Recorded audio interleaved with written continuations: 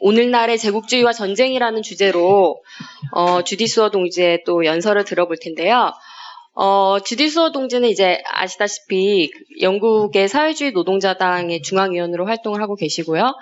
그리고 영국의 그 대표적인 반전운동 연합체인 전쟁을 중단하라 반전운동 연합의 운영위원으로도 활동을 하고 계십니다. 통역은 그 전문 통역사이시고 노동자연대 활동가인 그 청경록 동지가 해주실 것입니다. 그러면 주디 수어 동지의 연설을 큰 박수로 청해 듣겠습니다. Good afternoon, comrades. 안녕하십니까, 동지들. Well, you look around the world and it's a very dangerous, volatile and unstable place at the moment, isn't it? 그 세계를 둘러보면은 굉장히 그 불안정하고 그 위협적인 세상 같지 않습니까? Only a few days ago in Britain, the British Parliament voted to renew Trident nuclear missiles. 그 단 이틀 전만 해도 그 영국 의회는 영국의 트라이던트 미사일 유지를 연장하기로 의결을 했습니다. These are 4 submarines, each carrying 40 nuclear warheads. 이 트라이던트 체계는 그 잠수함 4대가 그 각각 그 40개의 핵탄두를 장착하고 있는 시스템입니다. And each of these warheads is 8 times more powerful than the atomic bomb that the Americans dropped on Hiroshima. 그리고 이 40개 핵탄두 각각은 그 미국이 2차 대전 말기에 일본 히로시마에 투하했던 핵폭탄보다 파괴력이 8배가 큽니다. So imperialism and war are still very much a feature of the system in the 21st century. 이런 것만 봐도 제국주의와 전쟁이라는 것이 21세기 자본주의의 그 주요한 특징 중 하나임을 알 수가 있습니다. And of course, you only have to look around this region to see it, don't you? The intense competition for dominance in the area. 그리고 바로 이 동아시아에서도 이 지역에서 패권을 차지하기 위한 아주 그 치열한 쟁투가 벌어지고 있는 걸 알 수가 있죠. And in an earlier meeting at the weekend, we heard about the THAAD missile defense system and the implications of that, the serious implications of that. 그리고 그 막시즘 기간 동안 그 사드의 한반도 배치가 얼마나 심각한 그 영향을 초래할 것인지에 대한 그 미팅이 있었는데요. It's a very dangerous thing when, as Alex Klinikos described it at Our Marxism, he said you have the second most powerful state playing off the third most powerful state, which is an ally of the first most powerful state. 그 알렉스 캘리니코스가 그 영국 막시즘에서도 이게 얼마나 위험한지를 이렇게 지적했는데요. 세계에서 두 번째로 강력한 국가가 그 첫 번째로 강력한 국가의 동맹인 세 번째로 강력한 국가와 지금 그 결투를 벌이고 있는 형국이다라고 했습니다. So when they say there is maneuvers and war games and buzzing by air jets, these things have implications for real wars and real confrontations. 그래서 이 그 강대국 간의 이런 그 암투와 또 뭐 영공 침해라던가 뭐 그 해역 다툼 이런 것들은 실제적인 전쟁의 가능성을 담고 있는 것입니다. And when China is building extensions onto the Pacific Islands and archipelagos, and building a navy to rival the US's, which has dominated the Pacific for decades, you realize just how important this region is for the West. 그리고 이 중국이 did you say? The extending the islands, you know.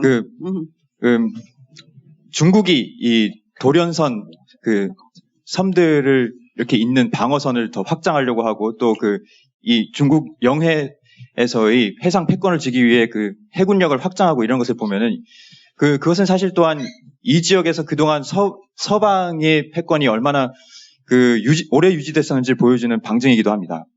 And it's no surprise there is so much frenzied competition, active competition for this region, as the Asia-Pacific is capitalism's one of its most dynamic areas at the moment.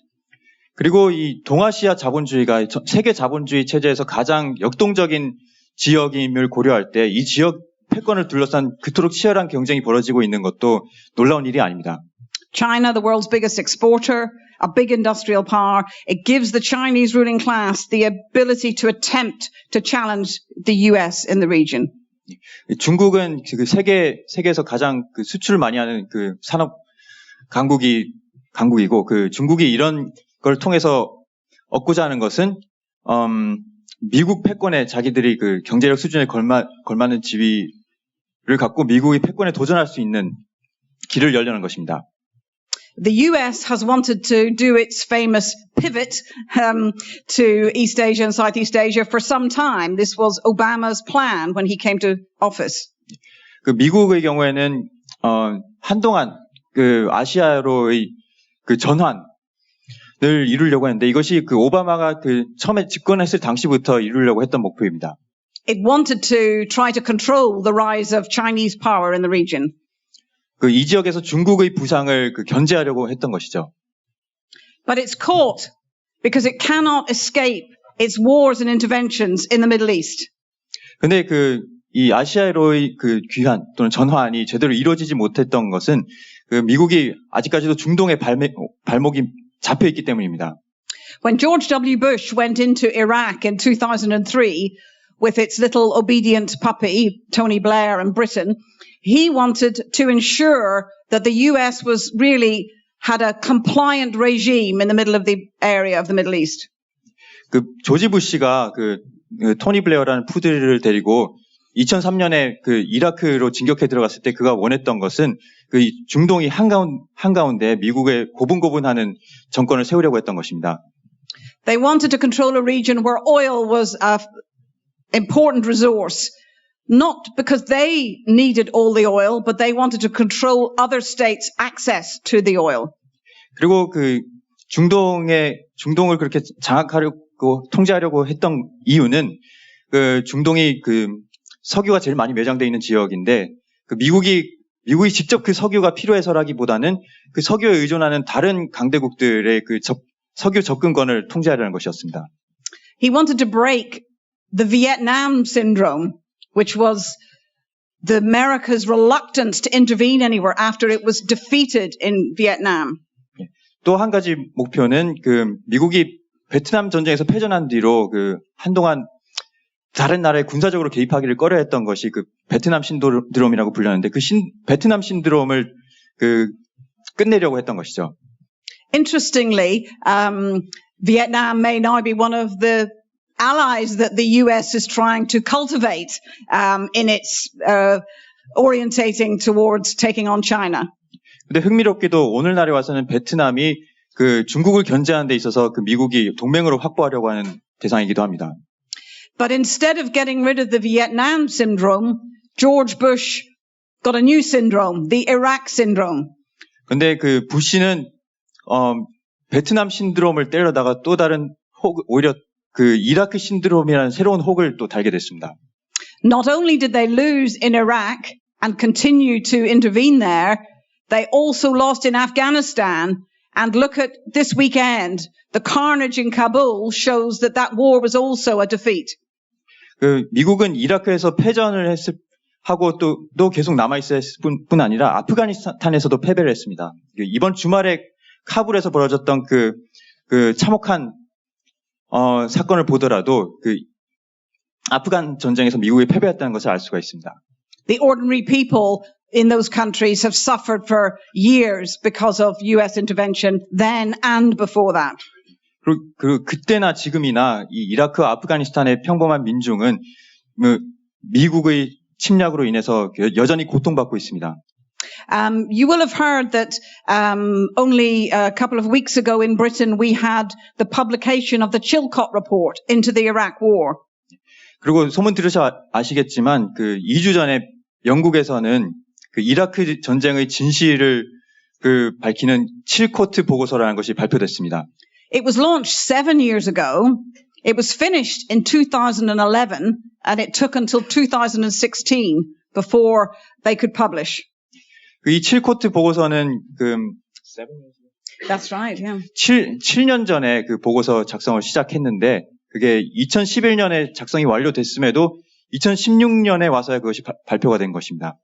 It came to 2.6 million words, so it's several books high, and has very damaging expose of Tony Blair and George Bush and their war.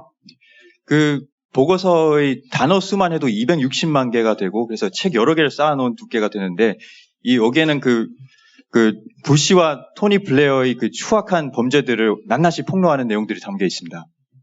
But millions in Britain and across the world didn't need a big long report to tell them that Tony Blair was a war criminal and so was George Bush and they were responsible for the destruction of Iraq and the murder of over 1 million Iraqis.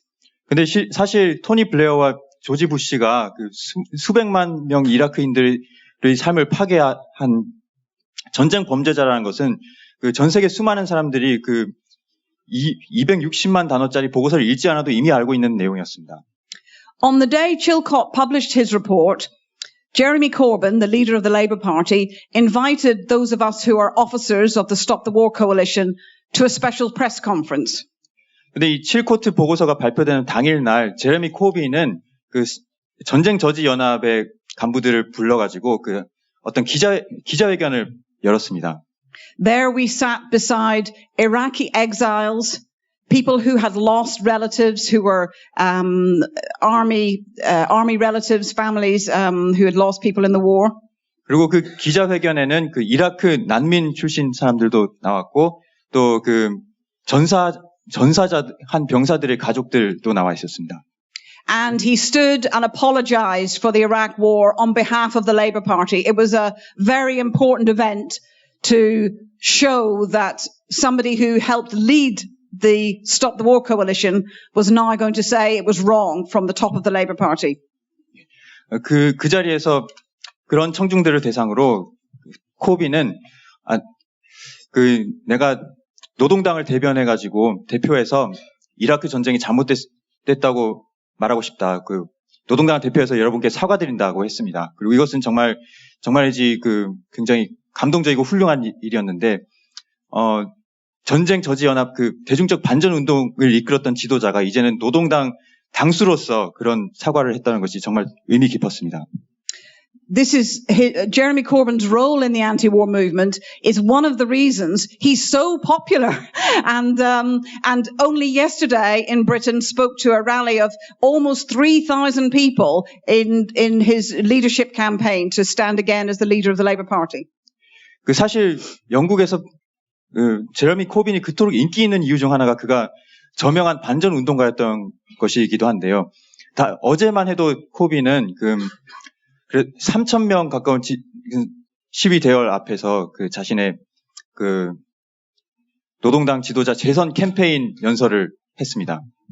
But it was the sheer scale and breadth and militancy of the international mass anti-war movement of 2003 that means that Tony Blair and his warmonger friends will never shake off the shadow of that war. 그런데 토니 블레어와 조지 부시 그리고 그 똘마니들이 결코 이 전쟁의 악몽을 떨쳐내지 못할 가장 중요한 이유는 바로 2003년에 전 세계에서 벌어진 그 반전 운동의 그 엄청난 에너지와 규모 때문입니다. The anti-war movement was a formidable force, and there would never have been a Chilcot report if it hadn't been for us. 이 반전 운동은 정말 그 막강한 힘을 발휘했고 그 운동이 없었다면 사실 칠콧 보고서 자체가 나오지 않았을 것입니다. We saw millions in the street united against war and imperialism, and we recognized that the war abroad also meant a war at home on Muslims, and so we stood against Islamophobia as well. 우리는 진짜 말 그대로 수백만 명이 그 전쟁과 제국주의에 반대해서 거리에서 시위하는 것을 경험했고 또 그와 동시에 이슬람의 무슬림들에 대한 공격이 이 전쟁의 일환이라는 것을 인지했기에 무슬림 혐오에 맞서 방어를 조직하게 했습니다. Today, the anti-war movement internationally faces quite a complex and unstable world, and I think it's important to try to understand the nature of the thing that we're opposing. 오늘날 전 세계 반전 운동은 보다 더 복잡하고 불안정한 세계 속에 살고 있는데 우리가 맞서 싸우고자 하는 이 체제가 어떤 상태인지를 좀 더 면밀히 살펴볼 필요가 있습니다. There has been other discussion at Marxism about the nature of imperialism and the theory, but imperialist conflict, we have to recognize, develops out of increasing centralization and concentration of capital and competition between national states in the world. 그 마크시즘에서도 그 제국주의를 다룬 강연이 있었는데요. 그 중요하게 우리가 인지할 것은 제국주의라는 것은 그 자본주의 하에서 자본이 점점 더 집중되고 또 그와 더불어 국가 간의 경쟁이 격렬해지는 맥락에서 나온다는 것을 이해해야 합니다. For some activists that you meet, and certainly this is the case in the West, imperialism simply means US power being imposed around the world. 그리고 때로는 그 서구의 경우 어떤 활동가들은 좀 비교적 단순한 견해를 갖고 있는데 뭐냐면은 그 제국주의라는 건 단지 미국이 그 의지를 다른 나라들에 강요하는 것을 뜻할 뿐이라고 보고 있습니다. Such activists say, well, the British used to have an empire and run the world. Now the US has an empire and is the global bully anywhere it wants to go. 그런 활동가들은 예전에는 대영 제국이 그 전 세계 깡패 노릇을 했는데 이제는 미국이 그런 깡패 노릇을 하고 있다고 합니다. But first we have to see that imperialism arose at a specific period in capitalism. 근데 중요한 것은 그 제국주의가 자본주의의 특정 시기에 등장했던 그 체제라는 것이죠. And we saw 100 years ago in Britain we have had commemorations, the First World War. 그리고 그 100년 전에 1차 세계 대전이 일어났습니다. Which saw the carnage of millions when the geopolitical and economic competition exploded in an orgy of destruction and war. 그 전쟁에서 수백만 명이 학살당했는데 그것을 불러일으킨 원인은 바로 그 자본주의에서의 그 경제적 경쟁과 그 지정학적 경쟁이 폭발하면서 그 전쟁의 참화 속에 그 유럽 각국이 빨려 들어갔던 것입니다. There are some in the ruling class who try to claim that that world is finished, that we live in a new world now without imperialism. We have alliances. We have the EU, the European Union. 근데 지배계급의 일부는 그 이런 전쟁의 시대는 지나갔다. 오늘날에는 예전과는 달리 국가들 간의 연합이 존재하고 유럽연합 같은 것들이 있지 않느냐고 합니다. But far from being the end of imperialist conflict, we are just seeing a different sort of imperialist conflict. 근데 제국주의적 갈등이 끝나기는커녕 끝난 것이 아니라 그 새로운 형태의 갈등으로 대체됐을 뿐입니다. And in terms of the EU, it has not seen the end of conflict. It is actually pushing eastwards, and the EU is a vehicle of Western imperialism. 근데 유럽연합의 경우에는 그 제국주의적 갈등의 종말을 보여주기는커녕 그 실제로 유럽연합이 동쪽으로 계속 확장하고 있습니다. 그러면서 서방 제국주의의 그 도구 노릇을 하고 있는 것입니다. I mean, just look at what happened in Ukraine. The military maneuvering, trying to grab more and more of the region right up into the Russian border. 예, 특히 우크라이나에서 그 군사적 책략과 조금씩 더 그 우크라이나 그 국경지대를 해서 the US is pushing to get as near as. 예, 그 미국이 최대한 그 우크라이나 국경 가까이까지 접근하려고 하는 것을 보십시오. And in June, NATO had its first summit ever in Eastern Europe and held it in Warsaw. 그리고 지난 6월에는 나토 북태평양 조약기구가 그 사상 처음으로 그 동유럽에서 그 폴란드의 바르샤바에서 그 회담을 열었습니다. And the US is now committed to send an armored brigade into Eastern Europe. 그리고 이제 그 미국은 동유럽에 기갑 여단을 하나 배치하겠다고 얘기하고 있습니다.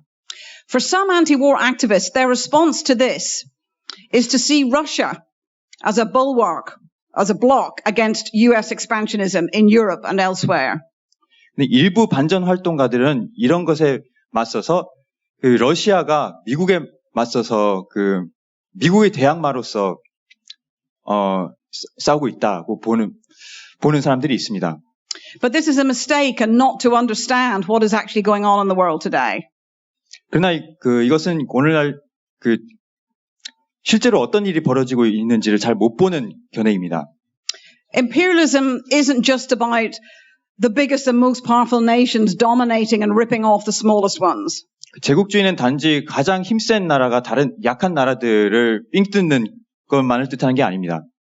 Of course, the US is still the biggest global power in the world. But remember, it is not all powerful. It is actually a weakened global bully. 물론 오늘날에도 여전히 미국이 세계 최강대국이긴 합니다. 그러나 예전처럼 강력하지는 않은 그 힘이 한풀 꺾인 깡패라고 봐야 합니다. I mean, remember the US project for the American century that was proposed by the neocons in the US. They thought they were going to dominate without any resistance. 그 유일한 깡패도 아닌 것이죠. 그 예전에 그 이라크 전쟁 무렵만 해도 그 미국이 새로운 세계를 위한 프로젝트라는 걸 중심으로 그 네오콘들이 자기들이 그 전 세계를 좌우지우지할 수 있을 거라고 믿었던 것을 떠올려 보십시오. The US is actually weaker than 15 years ago, and the economic crisis shows this. 근데 오히려 그 15년이 지난 지금 미국은 오히려 더 약화돼 있습니다. 그리고 경제 위기가 이것을 잘 보여줍니다. So, for example, in 1945, the US accounted for over 50% of global GDP. 예를 들어 1945년만 해도 미국이 전 세계 GDP의 50%를 생산했는데요. But by the turn of the century, this had been cut back to 25%. 근데 21세기 초에는 이게 25%로 반토막 났습니다. And the ultimate defeat of the long occupation and wars that I've described in Afghanistan and then Iraq really paid and finished that project for the new American century. 그리고 이라크와 아프가니스탄에서 궁극적으로 미국이 패전한 것은 결국 이 미국의 새로운 세기를 위한 프로젝트에 종지부를 찍고 맙니다. So to see imperialism as simply as the US wielding power is a mistake. And it's one that has consequences to how we oppose imperialism. 그래서 오직 미국만을 제국주의로 보는 것은 잘못된 관점이고 그것은 실제로 우리의 실천을 잘못된 방향으로 이끕니다. And this has been shown to us in Britain in recent years when really things got more complicated. 그리고 영국에서 최근 몇 년 동안 사태가 더 복잡해지면서 이 점이 분명히 드러났습니다. So when the Arab revolutions broke out in 2011, when the Arab masses refused to be the pawns of their dictators and of Western imperialism. 그래서 2011년 중동의 민중들이 들고 일어났을 때 그들이 서방 제국주의와 자기 나라 독재자들의 그런 장기 졸로 더 이상 살지 않겠다고 선언을 했을 때 When these popular mass revolutions broke out, they not only brought down their own tyrants, dictators, they also brought down the West's biggest allies in the region. 이 아랍 혁명으로 단지 자국의 독재자들만이 무너졌던 것이 아니라 아랍 세계에서 미국의 가장 강력한 동맹들도 무너졌습니다. Ben Ali in Tunisia and Hosni Mubarak in Egypt were bankrolled by the West, were supported by the West until they were virtually on a plane out of the country. They did not want to give up on these dictators. 튀니지의 벤 알리나 이집트의 호스니 무바라크 이런 미국의 동맹자들인 독재자들은 그들이 민중 혁명에 의해서 마침내 비행기를 타고 달아나기 직전까지 미국은 이들을 물질적으로 재정적으로 지원을 했습니다. 군사적으로도요. The Western leaders were horrified by the revolutions. They talk today of democracy and freedom and we support these good people, but they were horrified and did not want those revolutions to win.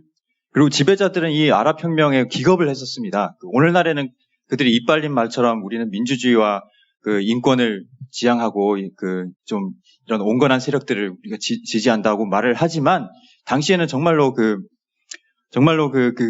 기겁을 했던 것이죠. So these revolutions represented an historic blow against Western imperialism. 즉 아랍 혁명은 서방 제국주의에 맞선 역사적인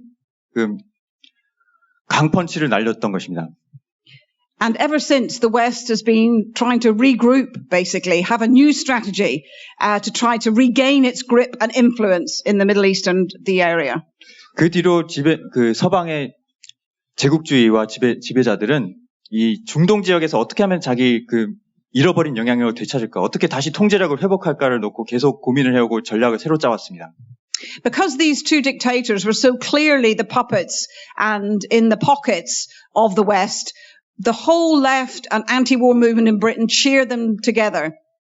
그리고 이 그 혁명으로 무너진 이 독재자들이 워낙 명백하게 그 서방의 후원을 받고 있었기 때문에 이들이 타도됐을 때 영국의 모든 좌파들은 다 한 목소리로 이 혁명을 환영했습니다. When I came back from reporting in Egypt, I spoke to many rallies and meetings and protests at the US Embassy and at Stop the War meetings about the revolution. 제가 그 현지에서 이집트 혁명을 그 취재하고 돌아왔을 때 온 직후부터 저는 그 영국 곳곳에서 열린 집회나 토론회나 또는 이집트 대사관 앞에서 시위나 이런 데 나와가지고 제가 보고 느낀 것들을 얘기했습니다. But when the revolution spread to, for example, Libya and Syria, this raised arguments about imperialism within the anti-war movement. 근데 이제 막상 혁명이 거기서 더 나아가서 리비아나 시리아로 확산이 되자 이걸 어떻게 볼지를 둘러싸고 좌파 내에서 논쟁이 벌어지기 시작합니다. These were regions that some in our movement perceived as being anti-imperialist states that had stood up to the West. 왜냐하면은 그 반전 운동의 일부, 좌파의 일부는 시리아나 리비아 같은 경우는 그 전통적으로 서방에 맞서 싸워온 반제국주의적 국가라고 여겼기 때문입니다. We had to point out that Libya had been working with Tony Blair at times. Gaddafi had been both an enemy and an ally at different times to the West. 우리는 그 무엇을 지적해야 했냐면은 리비아의 가다피 정권은 그 서방에 맞서기도 했지만은 또 어떨 때는 토니 블레어와 협력하기도 하고 이런 그 협력과 적대를 오가는 그런 사이였다는 것이었습니다. And we also had to point out in Syria, who many told us was a friend of the Palestinians and that Assad had stood up against Israel. We had to point out that Assad had helped the West fly prisoners to secret prisons. 그 아사드 정권에 대해서도 사람들이 그 아사드는 팔레스타인 민중의 친구이고 또 이스라엘 맞서 싸우고 있지 않느냐 하는 거에 대해서 우리는 그 대테러 전쟁에서 아사드가 CIA 포로들이 비밀 수용소로 이송하는 것을 도와주기도 했다는 것을 지적해야 했습니다. What these reactions to these revolutions exposed was what has often been termed in the movement campism. 이 시리아나 리비아 혁명에 대한 이런 태도들은 그 운동 내에서 진영 논리라는 이름이 붙었습니다. And this is a mistaken view, I believe, of how we take on imperialism. 그리고 이 진영 논리는 제 생각에는 제국주의를 이해하는 잘못된 방식입니다. It's an approach that has its roots in the Cold War, that imperialist battle between the Soviet Union, a state capitalist country, and the US, a capitalist country. 그리고 그 역사적 뿌리는 냉전으로 거슬러 올라가는데 그 당시에는 그 사회주의 블록인 소련이 한편에 있고 그 자본주의 블록인 미국이 한편에 있고 그 중에 어느 한편을 들어야 한다는 논리가 있었습니다. And that's how we in the International Socialist Tendency see that Cold War. But for many in the Communist Party tradition and those near to them, they saw it as a battle between the West capitalist states and what they saw as a country which was existing socialism. 예, 죄송합니다. 저희 국제 사회주의자들은 소련도 마찬가지로 국가 자본주의라고 봤고 이 양대 진영의 차이가 없다고 봤었는데 많은 좌파들은 소련은 사회주의를 대변하고 하기 때문에 그쪽 편을 들어야 한다는 논리를 내세웠습니다. In this narrative, Russia and the countries it dominated in its sphere represented resistance to Western imperialism. 그리고 이런 서술에 따르면은 소련과 그 영향권 하에 있는 국가들은 서방 제국주의에 맞서는 주체로 여겨졌습니다. And to many, it could appear that it was better than the West. The Russia backed Cuba against the US. Russia backed the ANC in apartheid South Africa. It could appear that it was perhaps more progressive.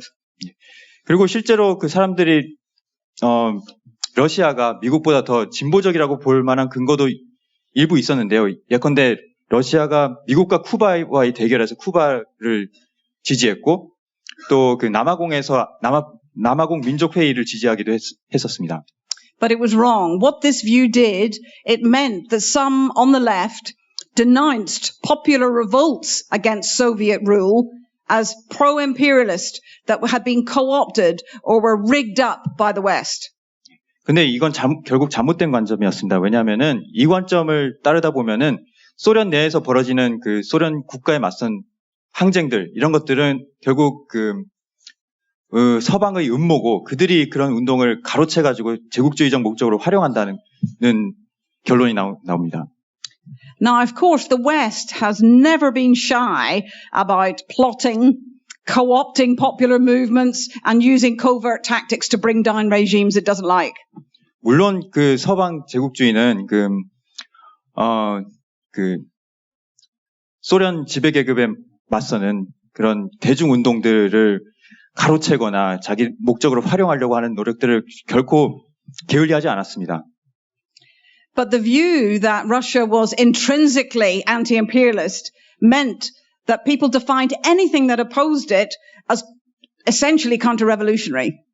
근데 이 진영론자들은 러시아가 본질적으로 반제국주의자라고 봤기 때문에 러시아 정권에 맞선 어떤 운동도 자동적으로 제국주의 친화적이라고 봤던 것입니다. But in our tendency, we've always been clear that Russia, through that period, was an imperialist, and is still, I'll come back to that, was an imperialist power in its own right, dominating the Eastern European countries and all the oppressed nations within the USSR. 그러나 국제사회주의 전통은 당시에도 그랬고 지금도 그렇지만 러시아가 그 자체로서 하나의 제국주의 국가고 또 그들이 영향권 하에 놓고 있는 동유럽 국가들이라든가 소수 민족들에 대해서 적으로 행동한다는 것을 분명히 했습니다. Now, the US won the Cold War with sheer economic weight. 결국은 미국이 압도적으로 우월한 경제력을 바탕으로 냉전에서 승리하죠. But this is not just a historical story. It has implications today. These politics have a legacy, and this analysis then puts into practice a different sort of politics than we advocate. 그러나 그렇다고 해서 진영 논리도 냉전과 함께 구시대 유물이 된 것이 아니고 새로운 방식으로 또 오늘날의 활동가들이 전략에 스며든 것입니다.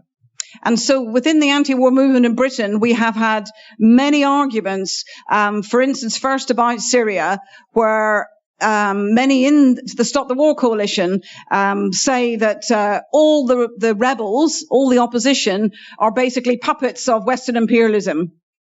그래서 영국 반전 운동 내에서도 시리아 혁명을 두고 많은 논쟁이 벌어졌는데요. 전쟁 저지 연합 내에서도 일부 좌파들이 that the opposition and the rebels in Syria were puppets of Western imperialism. 예, 시리아에서 반대파 세력과 반정부 세력들이 모두 서방의 꼭두가시일 뿐이라고 주장을 했었습니다. And so they said if the opposition brought down Assad, that would be a defeat for the anti-imperialist movement. 그래서 이 반대파 세력이 아사드 정권을 무너뜨린다면 그것은 반제국주의 운동의 패배가 될 것이다라고 했던 것이죠. But I think we have to recognize that Syria began as a genuine popular revolution against a dictator, just like Tunisia and Egypt. 그러나 실제로 시리아 혁명은 이집트나 튀니지에서의 혁명과 마찬가지로 진정한 대중혁명으로서 시작했습니다. And actually, when people claim that Assad supports the Palestinians, he has bombed the Palestinians with barrel bombs because they supported the popular revolution. 그리고 아사드가 팔레스타인의 친구라고 하는데 실제로 아사드는 팔레스타인 민중이 이 시리아 혁명을 지지했다는 이유로 팔레스타인인들을 폭격했습니다. And it wasn't just Syria. The question of Ukraine has been a very big issue as well because of the expansionist policies of the US. 시리아 혁명뿐만 아니라 우크라이나를 둘러싼 갈등도 큰 논란을 빚었습니다. 왜냐하면 미국이 미국의 동진 전략의 일환으로 그에 맞물려 있었기 때문입니다. The impact of campus politics has led some on the left to say that Russia is simply an innocent victim of US imperialism. 근데 이 진영 논리를 따르는 사람들은 여기서도 러시아가 우크라이나 사태에 있어서 러시아가 단지 미국의 무고한 피해자일 뿐이다라고 주장합니다. And if people know the Russian leftist Boris Kargalitsky, he came to an anti-war conference in London. 그리고 여러분이 아실지 모르겠는데 러시아 출신의 좌파 인사인 보리스 카갈리츠키라는 사람이 있습니다. 그 사람이 그 런던에 와서 연설을 했는데요. And he defended Russian military intervention in Ukraine. 그 연설에서 우크라이나에 대한 러시아의 군사 개입을 지지했습니다. He said, I know we're supposed to say our enemy is at home, but I ask, who is the enemy and where is home? 그러면서 이렇게 말했는데요. 물론 우리는 그 진정한 적은 국내에 있다고 말해야 한다는 것을 나도 알고 있다. 그런데 여기서 그 진정한 적이 누구고 국내가 도대체 어디냐라고 반문했습니다. So I think there's an easy answer, isn't there? If you're a Russian socialist, the enemy is at home. That's Putin, and that's who you should be taking on. 근데 그가 알 수 없다는 듯이 질문을 했지만 사실 그에 대한 답은 간단합니다. 러시아에 살고 있는 사람이면 당연히 푸틴이 적이고 푸틴이 국내에 있는 적 아니겠습니까? Russia is a smaller and weaker state than the US. That's a fact. But it has its own imperialist ambitions. And what happened in the Crimea, for example, was not national liberation of the Crimea section of Ukraine at all. It was about Russia trying to keep hold of that region for its port. 물론 그 러시아가 미국보다 더 약한 나라인 것은 사실입니다. 더 작은 나라인데, 근데 그럼에도 러시아도 그 자체적인 제국주의적 야욕이 있습니다. 그래서 그 크림반도에서 일어난 사태는 결코 러시아가 그 크림반도를 해방시키려고 그런 소수민족을 해방시키는 것이 아니라 그 크림반도를 통해서 자신의 그 군사력을, 해군력을 투사할 수 있는 발판을 얻고자 했던 것입니다. And this is confirmed by Russia's intervention in Syria now to back up Assad and bomb the rebels. They claim they're bombing ISIS, but they're bombing most ordinary people who are trying to fight back. 그리고 러시아가 그 아사드를 지원하면서 또 그 반란 세력들에 맞서 그 폭격을 퍼부은 것은 러시아의 이런 제국주의적 성격을 더욱 확인시켜줄 뿐입니다. Assad's an important ally for Russia, and also Russia wants access to the sea. 그 아사드가 러시아에게 있어서 중요한 동맹 세력이고 또 시리아를 통해서도 러시아가 해군력 투사를 할 수 있는 해군 기지 기반을 원하기 때문이죠. It's vital, therefore, to see imperialism as a set of competing states, competing imperialisms. 즉 제국주의 체제는 서로 경쟁하는 그 복수의 제국주의 국가들로 구성되어 있다고 봐야 합니다. Opposing the West does not mean supporting Russia or China. 서방에 반대한다고 해서 러시아나 중국을 지지해서는 안 됩니다. I have seen some anti-war left online saying that China is just extending those islands in the Pacific because it's for humanitarian reasons, so that it can do better search and rescue for people who are in a ship that's sinking. 예, 그 반제국주의 좌파 중에 일부는 제가 온라인에서 이런 글을 그런 사람들이 쓰는 것도 봤는데요. 뭐라고 하냐면은 그 중국이 그 남태평양에서 이렇게 자꾸 그 해군 영역을 확장하는 이유가 거기서 뭐 조난된 배나 그 난파선들 더 잘 효과적으로 구조할 수 있기 위해 그런 인도주의적 목적으로 그런 거다라고도 합니다. This is just a cover for imperialist expansion. 근데 이런 말이야말로 그 제국주의적 확장을 정당화해 주는 것이죠. As socialists and anti-imperialists, we should never be in the position of backing one imperialist power against another. 사회주의자이자 반제국주의자로서 저희는 절대 한 제국주의에 맞서 다른 제국주의를 편들어서는 안 됩니다. We are against the whole anti-imperialist conflict. We're against the wars that flow from it. We're against the system which breeds it. 우리는 그 제국주의적 갈등 일반에 맞서 싸워야 하고 그것을 양산하는 자본주의 체제에 맞서 싸워야 합니다. Now, I began by saying the world looks an unstable place, and in many ways it's hard to predict where the next explosion might occur. 그리고 제가 이 세계가 오늘날 더 불안정해졌다고 말씀드렸는데 그 한 가지 이유는 앞으로 다음번 갈등이 어디서 터져 나올지 그걸 예측하기 어려워졌다는 것입니다. Some in Britain and the West are planning and have already sent in some special forces to Libya. To Libya. The West is already sending more forces into Libya. Oh, it's already begun, but they're going to do more. 예, 이미 미국은 리비아에 더 많은 그 군사력을 파견하고 있습니다. As if they didn't make a mess of that country already. Libya, just Libya. Yeah. 이미 리비아를 그렇게 그 엉망으로 만들어 놓고도 또 군사력을 보내겠다는 것입니다. I mean, this is a country that is still completely in chaos and divided, where ordinary people struggle even to make a life. 리비아 민중들은 그 워낙 그 삶이 파괴돼 가지고 지금은 그 하루하루 생존하는 것이 그 투쟁인 상황인데도 말이죠. Yet this is a country where the West claimed responsibility for helping bring democracy and freedom to the Libyan people. 근데 그 여기서 미국이 바로 자기들이 사람들에게 자유와 민주주의를 가져다 주고 있다고 얘기합니다.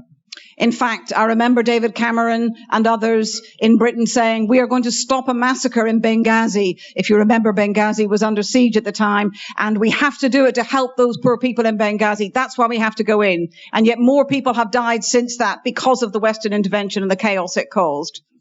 그 리비아 혁명 당시에 그 벵가지가 그 포위됐었는데 그 정부군에 의해서 카다피 군에 의해서 포위가 됐었을 때 서방 세계는 저희 리비아군에게 그 포위당한 저 혁명 세력을 구하기 위해서 우리가 군사적 개입을 해야 한다 하면서 개입을 정당화했습니다. 근데 실제로 그때까지 리비아에서 사망한 수보다 그 서방이 개입한 이후에 사망한 수가 훨씬 많습니다.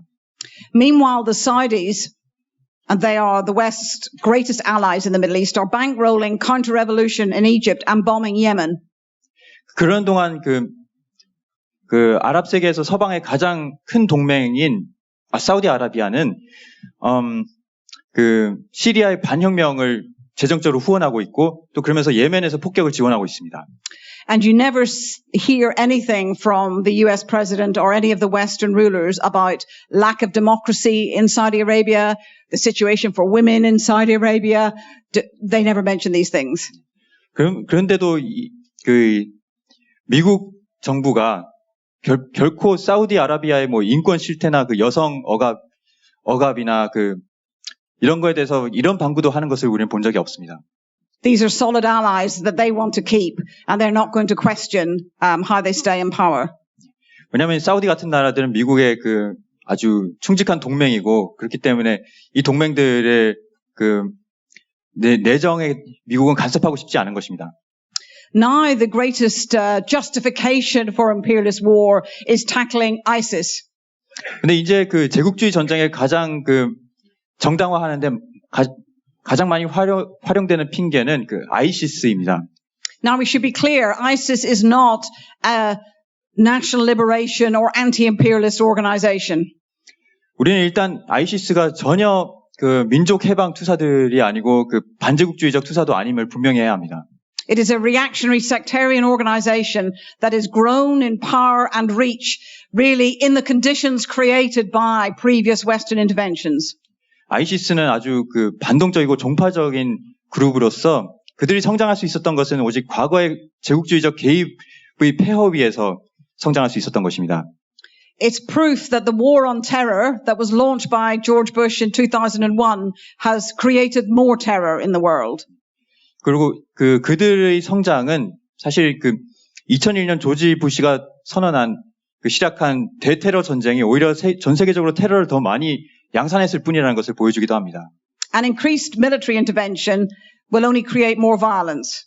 그리고 이들에 맞선 그 군사적 개입 증가는 더 큰 폭력을 낳을 뿐일 것입니다. And in the West and in Europe, no amount of weapons can really protect people against lone, alienated, angry individuals. 그리고 그 서방 세계에서는 그 국가가 아무리 무장을 강력하게 한다 할지라도 그 홀로 행동하는 그 소외된 개인들이 벌이는 이런 테러에 맞서서 국민들을 보호할 방법이 없습니다.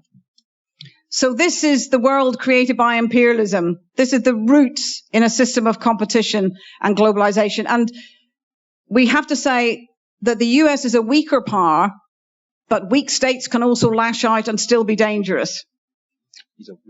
It's weaker, but it can still lash out and be dangerous. 예.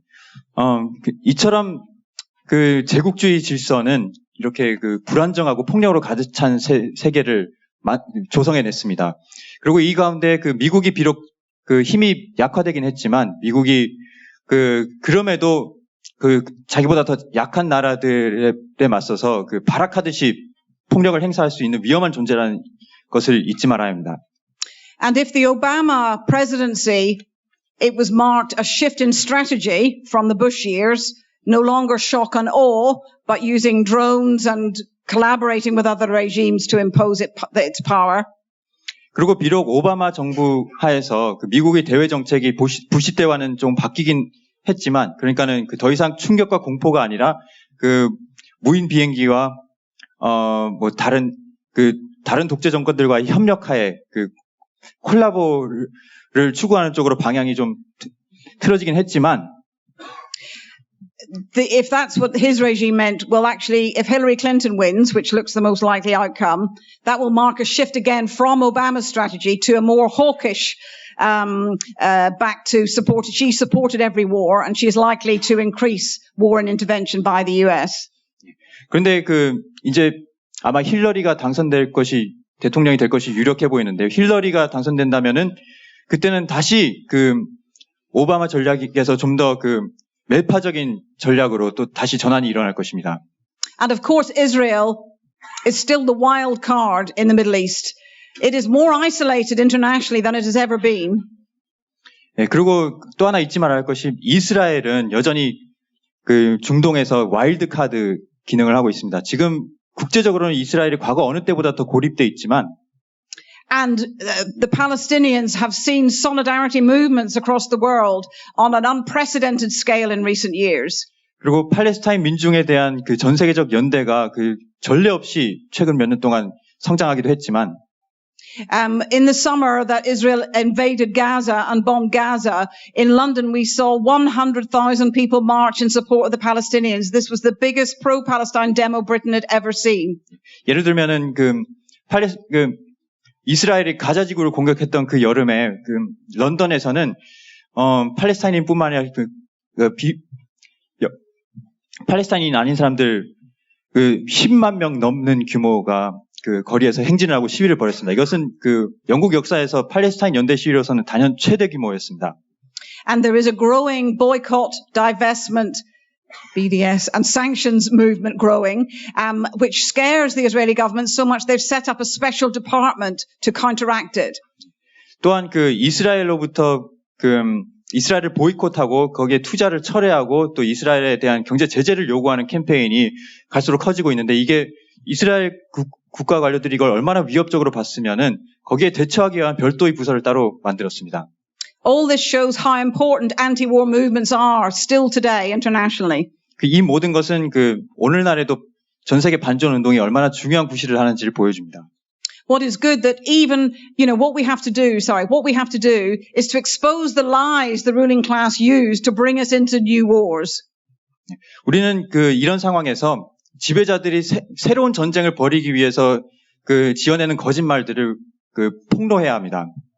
Every war has been justified by things that the rulers think will make us support them. They say humanitarian intervention, for example. 지배자들은 끊임없이 우리가 뭔가 좋아할 만한 언사들을 동원해가지고 전쟁을 정당화하려 합니다. 예를 들어서 인도주의적 개입 같은 얘기를 하죠. As if you can have a humanitarian war. The two words are just completely contradictory, aren't they? 마치 인도주의적이라는 수식어와 전쟁이라는 낱말이 같이 갈 수 있다는 뜻이 말입니다. But what's interesting, the legacy of the anti-war movement against Iraq, the Iraq war, has created activists who were too young even to have marched then in Britain. 근데 흥미로운 것은 이라크 전쟁에 맞선 반전 운동이 그 운동을 기억하기에는 너무 어린 나이인 활동가들에게도 영향을 끼치고 있다는 것입니다.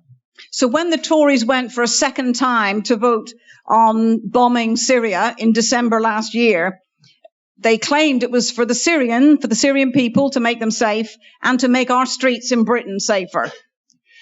작년 12월에 영국 의회가 영국 보수당이 두 번째로 시리아의 공습을 가결하는 투표를 시도했을 때 그들이 했던 말은 우리는 시리아 민중을 구하기 위해 우리가 폭격에 나서야 한다고 했고, 또 다른 하나는 영국의 국민들의 안전을 지키기 위해 군사적으로 개입해야 한다고 얘기했습니다. But people saw through these lies and marched in protests across Britain. Nothing on the scale of 2003, but still the biggest we've seen for a long time, and many, many young people. It was really fantastic. 근데 그 사람들은 더 이상 이런 거짓말에 속지를 않았던 것이죠. 그래서 그 수많은 사람들이 거기에 항의해서 영국 전역에서 거리 시위를 벌였습니다. 그 수많은 젊은 사람들이 동참했고 정말 감동적이었는데, hold on.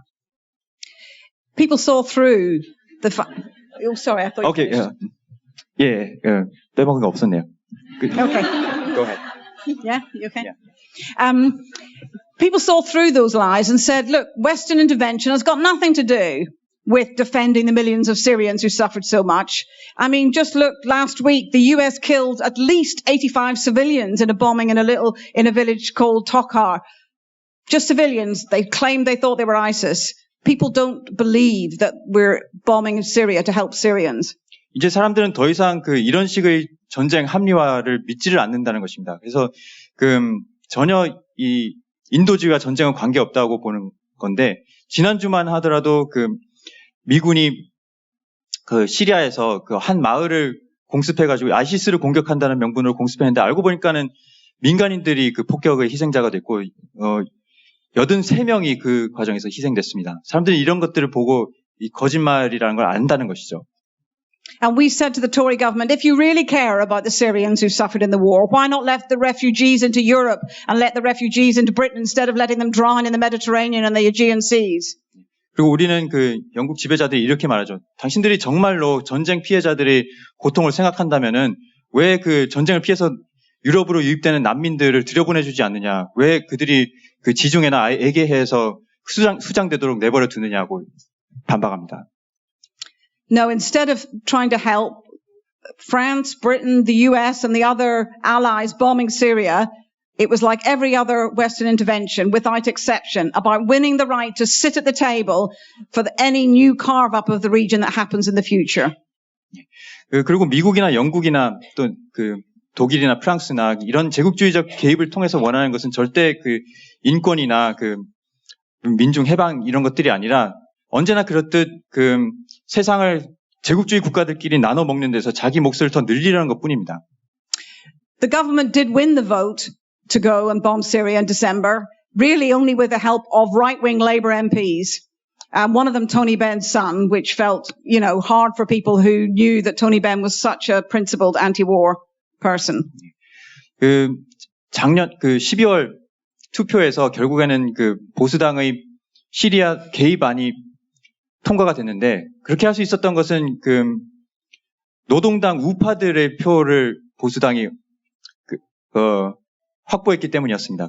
노동당 우파 중에는 토니 벤의 아들인 의원도 있었는데, 그것은 토니 벤을 훌륭한 좌파 투사로 기억했던 많은 사람들에게 가슴 아픈 사건이었습니다. But there is still a strong anti-war mood in Britain, and also the cynicism and mistrust of politicians really was born in a big way during the anti-war movement. 그러나 어쨌든 영국에서는 여전히 광범한 반전 정서가 존재하고, 그리고 실제로 이런 반전 정서가 기성 정치인들에 대한 광범한 불신을 낳은 동력이기도 합니다. Everything the anti-war movement predicted came true. More terror on the streets in the West, more terror on the streets for people in the region, and more increased inter-imperialist competition across the globe. 반전운동이 당시에 예상했던 모든 것들이 현실이 되어버렸습니다. 제국주의 본국들에서 더 많은 테러가 벌어지고 폭력이 증가하고 또 제국주의 국가들 간의 각축이 더 심화한 것이 모두 현실이 됐죠. But there is one new ingredient, isn't there, since the Iraq War, and that's when I mentioned the Arab revolutions. Because one of the things that the US said they were doing in Iraq was bringing down a brutal dictator. What the revolution showed was they didn't need the US to bring down a dictator. They could do it themselves. 근데 이라크 전쟁 이후에 세계 정세에 새로운 요소가 등장한 것이 있는데, 그게 바로 아랍혁명입니다. 아랍혁명을 통해서 이라크 전쟁을 합리화하면서 미국이 했던 말은 우리는 독재자를 무너뜨리러 거기를 간다 했는데, 아랍혁명을 보여준 것은 아랍 민중은 결코 서방 개입 독재자를 무너뜨리는데 서방 개입이 필요 없다. 자기들이 직접 할 수 있다는 것을 보여줬습니다. Neither counter-revolution is in the ascendancy, of course, but we have to remember revolutions are not single events. They are historical processes that can take many, many years. 그리고 비록 지금 현재로서는 그 반혁명 세력이 우위를 점하고 있지만 우리는 혁명이라는 것이 때로는 그 수년 이상이 걸릴 수 있는 그 지난한 과정이라는 것을 이해해야 합니다. And those revolutions still today offer the potential to open up a new era where people in a region that has been ravaged by imperialist conflict can live free from both the imperialist domination of the Western powers and their homegrown dictators. 그리고 아랍 혁명은 여전히 오늘날에도 그 아랍 지역 사람들이 서방의 제국주의뿐만 아니라 자국 그 독재자들로부터 또 자유로운 삶을 쟁취할 수 있는 가능성을 여전히 보여주고 있습니다. That's it. Thank you. 네, 감사합니다.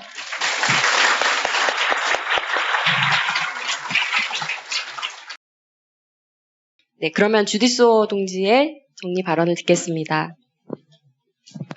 First, just on the anti-war movement that we saw internationally, its strength, I absolutely agree, was the fact that it had anti-imperialist politics at its core. It was broad, it had pacifists, people of religion and none, but it was shaped by politics of anti-imperialism. 이라크 전쟁 반대 운동에 대해서 한 말씀 더 드리자면은 굉장히 광범한 운동이었습니다. 그래서 기독교인들도 동참하고 또 그 평화주의자도 동참했지만 그러나 그 핵심에는 그 반자본주의 사상이 있었습니다. 반제국주의 사상이 있었습니다. And so then when we do analyze what's going on in the world, this question of US power and the nature of it, I think is something that we really need to get right. 그래서 우리가 이 세계를 분석할 때 단지 미국만이 아니라 제국주의 전체 질서 전체에서 그 강대국들이 어떻게 상호작용하는지 이 부분은 우리가 정말 제대로 짚고 넘어가야 합니다. To the speaker that talked about the fact of, its sheer military might and how it dwarfs the military might of other countries, that's true. 미국의 역할에 대해서 제대로 짚고 넘어가야 되는데요. 그 한 분이 그 미국의 군사력이 여전히 그 압도적으로 세계 최강이다라고 말씀하신 거는 저는 전적으로 옳다고 생각합니다. In fact, the US is having to rely on its military might more precisely because it can't just rely on having sheer economic weight in the global system.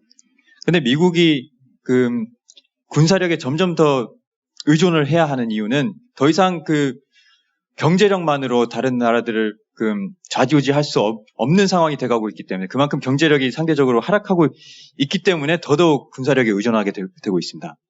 And of course, absolutely, it remains strong. But there are contradictions. For instance, the comrade said they've got the iPhone, but where is the iPhone built, manufactured? In China, in factories in China and elsewhere. 그리고 당연히 미국이 그 여전히 최강대국이라는 것은 사실이지만 그 안에 모순도 또한 내재 있습니다. 그 같은 분이 또 아이폰 사례를 들어주셨는데 그 아이폰이 본사는 미국에 있지만 그 조립은 또 중국에서 하고 있지 않습니까? Because I think the danger is that some people see the US as some sort of unstoppable, all-powerful state that really we can do nothing against. 그 미국이 그 너무나 강력하고 그 막강해가지고 우리가 도저히 미국을 어떻게 저지하는 걸 할 수가 없다고 그는 믿음을 심어줄 수 있다는 점에서 그 미국 유일 초강대국론은 위험한 측면이 있습니다. I think sometimes on the left, we are too quick only to see the weaknesses of our side. Sometimes we really need to look and understand the weaknesses and strengths of their side. 저는 좌파들이 때로는 그 자기의 약점만을 너무 그 때로는 과장해서 보기도 하는데 저는 그와 동시에 그 적들의 강점뿐만 아니라 약점이 무엇인지도 제대로 봐야 한다고 생각합니다. And in terms of imperialism, let's remember, go back to the main themes. The US wants to escape being embroiled in the Middle East wars, and it cannot do that. 그 제국주의와 관련해서 미국이 어떤 상황에 처했는지 다시 돌아가 보자면은 미국은 지금 중동에서 벗어나고 싶지만 그러지 못하고 있는 상황에 있습니다. And it wants to stop the rise of China. Even with the Chinese slowdown, it hasn't succeeded in doing this in this region. 그리고 한편으로는 중국의 부상을 견제하고 싶기도 합니다. 그런데 중국이 경제 성장이 둔화했음에도 불구하고 미국이 아직 성공적으로 그 동아시아에서 중국을 견제하지는 못하고 있습니다. So it remains the world's global power, but we have to look at how it has its weaknesses and it does face its problems. 즉, 그 미국은 여전히 세계적인 강대국이긴 하지만 그럼에도 불구하고 그 자체적인 모순과 약점들을 안고 있다는 것을 봐야 합니다. And the economic crisis, the Western economies are still not fully recovered. There is still major problems they face because of the ongoing economic impact of the economic crisis. 그리고 경제 위기만 하더라도 서방 국가들은 그 여전히 그 여파에서 벗어나고 있지 못합니다. 그 경제 위기의 충격이 아직까지도 그 제약을 가하고 있습니다. But of course, let's remember a bit of a more general point, but even in the middle of the economic crisis, it's funny that governments always have money for war, don't they? 근데 한 가지 흥미로운 것은 그 경제 위기가 깊이 빠진 와중에도 각국 정부들이 어떻게든 전쟁 비용은 조달을 할 수 있다는 것이 참 신기합니다. For them, imperialist war is always more important than benefits for disabled people, childcare, schools, hospitals. 그 나라 지배 계급들에게는 언제나 육아 지원이라던가 그 학교나 또는 그 장애인들에 대한 복지 이런 것보다도 항상 전쟁이 가장 최우선 순위로 중요한 것입니다. So for example, in Britain, where we are told we have to suffer more austerity, Trident that I described in the talk will cost around 205 billion pounds. 예, 그 영국에서 제가 사례를 들었지만 그 트라이던트 미사일이 그 연장이 됐습니다. 근데 그 영국 정부가 그 대중들에게 더 많은 내핍을 강요하면서 이걸 받아들이라고 하는 가운데 이 트라이던트는 비용이 얼마가 드냐면은 2,500억 파운드가 드는데 이게 하나로 환산하면은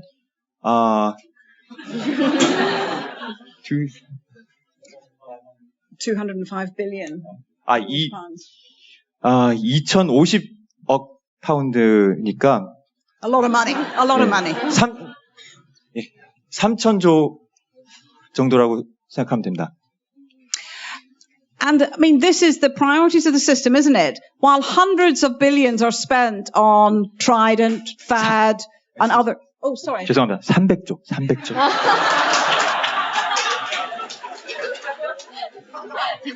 Go on. Carry. Start again? Yes. Okay. While hundreds of billions are spent on things like Trident and THAAD and other military equipment to more efficiently kill people and destroy things. 이처럼 어마어마한 돈이 그 트라이던트라던가 사드처럼 그 사람을 죽이는데 필요한 그 무기들에 투입되는 동안 we have a system where at the same time as that 900 children die every day because of lack of clean water. 하루에 그 어린이들이 그 안전한 깨끗한 식수를 마실 수 없어가지고 900명이 죽어나가는 체제에 우리는 살고 있습니다. So in the 3 days we have been here at Marxism, think of that. That's the priorities of our system. That's the priorities of capitalism. 그렇다면 그 막시즘이 진행된 며칠 동안 얼마나 많은 아이들이 죽어나갔을지 생각해 보십시오. 이것이 바로 자본주의가 우리에게 강요하는 우선순위입니다. That's why when we say no to war, we have to be more than anti-war activists. 그렇기 때문에 우리는 우리가 전쟁에 반대한다고 말을 할 때 단지 반전 운동가로서 그렇게 하는 데 그쳐서는 안 됩니다. That's why when we say no to pay cuts or attacks on workers, we have to be more than trade unionists. 마찬가지로 그 임금 삭감에 맞서 싸울 때 우리는 단지 노동조합주의자로서 그렇게 해서는 안 됩니다. That's why we have to be more than activists that just attack each expression of sexism, homophobia or anything else. We have to be revolutionary socialists. 그래서 단지 성차별이나 그 동성애 차별 같은 이런 각각의 쟁점에 맞서는 단일 쟁점 활동가로서가 아니라 혁명적 사회주의자로서 이 모든 것에 반대해야 합니다. Because I'm sure none of us here want to spend year after year in our lifetime and generation after generation of their lifetimes fighting yet more wars, yet more attacks on workers, yet more expressions of oppression. 왜냐면은 아마 여러분 어느 한 분도 앞으로 그 남은 일생 동안 그리고 앞으로 그 수많은 세대들이 이런 전쟁과 가난 그리고 파괴 그리고 더 많은 차별이 만연한 세상에서 사는 걸 원치 않으실 겁니다. We want to end the system that breeds war and exploitation, and that's why we're all here, isn't it, at Marxism 2016. 이런 우리는 그 전쟁과 착취를 양산하는 체제를 끝장내고 싶어 하지 않습니까? 그래서 이 자리에 모인 거라고 생각합니다. And as it's my last speech at Marxism, I wanted just to take the opportunity to say to comrades what a pleasure it has been to be part of your event. I want to thank you for your generous hospitality, and I'd like you to give a special round of applause to my magnificent translator, Kyle, for all the work that he has done. 예. 그리고 마지막으로 제 그 연사로서의 특권을 이용해서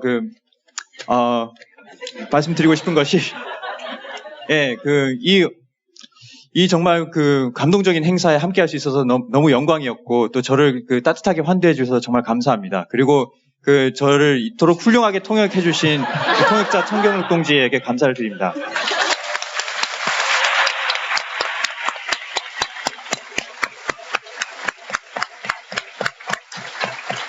Most of all, I'd like to say that the comrades, the high level of debate and political commitment has just been an inspiration throughout the event. I really want to pay tribute to that, and I feel absolutely proud to be part of the international socialist tendency with the comrades here, wanting to change the world internationally wherever we are.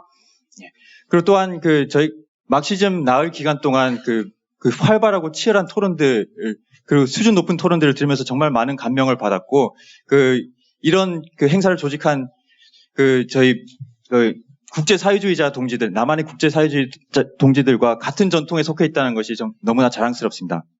I know that some comrades, both here and in Egypt and in Turkey and other places, have sometimes had to pay a heavy price for being an active socialist and taking on the system.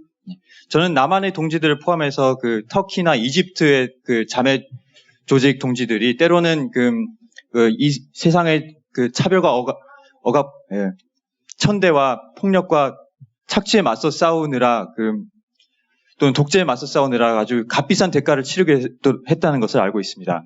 And we always need to build solidarity with those socialists and activists facing state repression wherever they are. 그리고 우리는 사회주의자들이 어느 나라에 살든 그들 활동으로 인해서 국가 탄압을 받는다면 그들과 연대해야 합니다. But never has our political project, the fight for a socialist society, ever been more pressing, ever been more necessary when you look around the world. 근데 오늘날 세상을 둘러보면은 사회주의 혁명이라는 우리의 프로젝트가 지금처럼 긴박했던 때가 없습니다. So say to all of you here, comrades in worker solidarity, and perhaps those of you who are not yet members and hopefully will be soon. 예, 그래서 저는 여기 국제사회주의자들 노동자 연대 동지들과 또 아직 가입은 안 했지만은 원하기로는 조만간 가입하실 동지들께 이렇게 말씀드립니다. I wish you solidarity in the struggle. 여러분께 투쟁에서의 성공을 빌며 연대를 전합니다. Or as Karl Marx said, workers of the world unite. You have got nothing to lose but your chains. 그리고 칼 마크스가 말했듯이 만국의 노동자는 단결해야 합니다. 우리가 잃을 것은 쇠사슬 뿐입니다. Thank you, comrades. 감사합니다.